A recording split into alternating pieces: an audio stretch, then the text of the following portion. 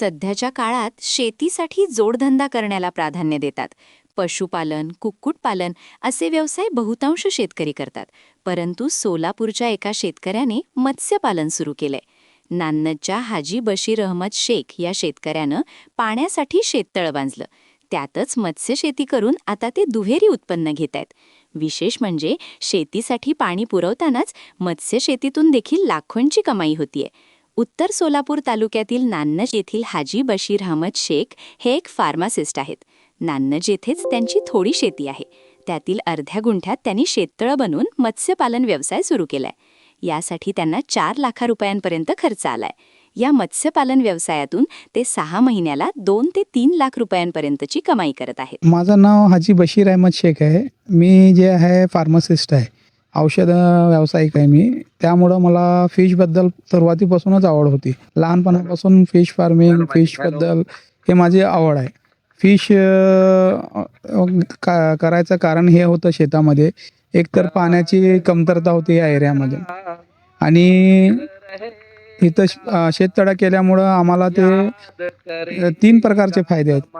शेताला पाणी मिळतंय, दुसरं शेताला खतयुक्त पाणी मिळतंय, तिसरं ते पाण्यात आम्ही मासा सोडून त्याचं तिसरं उत्पन्न घेऊ शकतो. त्यामुळे ह्याचं जे हे तळ आहे माशांचं, त्याचं व्यवस्थापन कसं असतं? मग माशांना काय काय खाद्य टाकलं जातं आणि किती वेळा टाकलं जातं?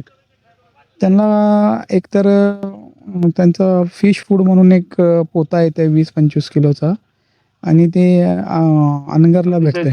स्पेशल फिश फूड असते. दुसरं, जर आपल्याकडे जर पैशाची थोडा कमतरता असली, ते घालू नाही शकलं, तर आपण तिला आपल्या राशनचा तांदूळ विकत घेऊन घालू शकतो आपण त्याला. काय कुठली मासे यात पिल्लं सोडलेत आणि कोणत्या प्रकारचे आहेत? ह्याच्यामध्ये चिलापी नावाची फिश सोडलेली आहे, जे करून फर्टिलाइज होत आहेत. एक पिल्ला 100 पिल्लं तयार करतात. किती टन माल निघाला? एक 2-3 टन माल निघाला आतापर्यंत. अजून 5-6 टन माल आत शिल्लक आहे. आता हे जे आपण पाणी आहे किती दिवसाला बदललं जातं? रोज आम्ही हिच्यातून पाणी काढत असतोय. ऑटोमॅटिकली ते पाणी, घाण पाणी निघतंय, शेतीला उपयुक्त होत आहे, आणि नवीन फ्रेश पाणी रोज आम्ही टाकतो. एकंदरीत किती खर्च आला हे सगळं फिश पालनासाठी? जवळपास आम्हाला 3 ते 4 लाख रुपये शेततळ्याला खर्च आला. त्याच्यामधून 80,000 रुपये गव्हर्नमेंट मार्फत आम्हाला सबसिडी भेटली. आणि आता किती फायदा झाला मग? 1.5 लाख रुपये फायदा झाला आता. आणि हे कुठे विकले जातात मासे? हे सोलापूर मार्केट आहे. काही व्यापारी येतात, स्वतः येऊन पूर्ण काढून घेऊन जातात. मिनिमम किती लहान मासा असतो आणि मॅक्झिमम किती मोठ्यापर्यंत होतो या तळ्यातला?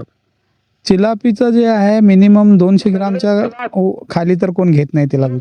200 ग्राम पासून ते 500-700 ग्राम पर्यंत मोठा जास्त. कुठल्या मार्केटला विकलं जातं आणि कसं विकलं जातं? इथून हैदराबादला एजंट लोक येतात, ते स्वतः येऊन म्हणजे काढून घेऊन जातात गाडी घेऊन.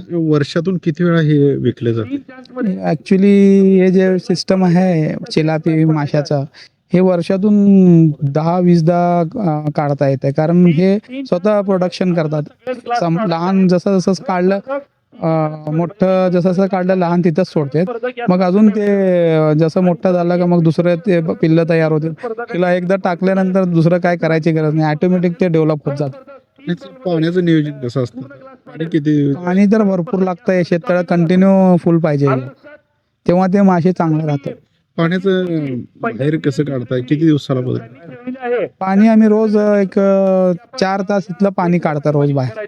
त्याला उन्हाळ्यात थोडं पाण्याची टंचाई जाणवत असेल तर उन्हाळ्यात कसं नियोजन असतं? 4 बोर आहेत, विहीरचं पाणी इथं सोडतं, इथून मग शेतीला सोडतं. काय शेतकऱ्यांना काय आव्हान करायला आहे शेतीबद्दल? शेतकऱ्याला सगळ्यात पहिलं आव्हान मी हे करेल, मी पण एक शेतकरी आहे.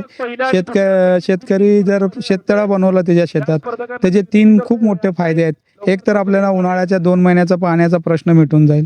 दुसरं, आपल्याला हे जे पाणी मिळणार आहे त्यामध्ये फिश टॉनिक सारखं तिथं त्याच्यामध्ये ऑर्गॅनिक शेती करण्यासाठी खूप सुंदर पाणी आहे. ह्याच्यातून जेव्हा पीक निघतंय, तर आपल्याला समजा 1 टन होत असेल, तर हे यामार्फत पाणी दिले तर 2 टन आपल्याला उत्पन्न होत आहे. आणि तिसरं, त्या माशापासून पण आपल्याला इन्कम चालू होतात. एकदा आपण सोडलं का मग आयुष्यभर काय करायची गरज नाही आपल्याला.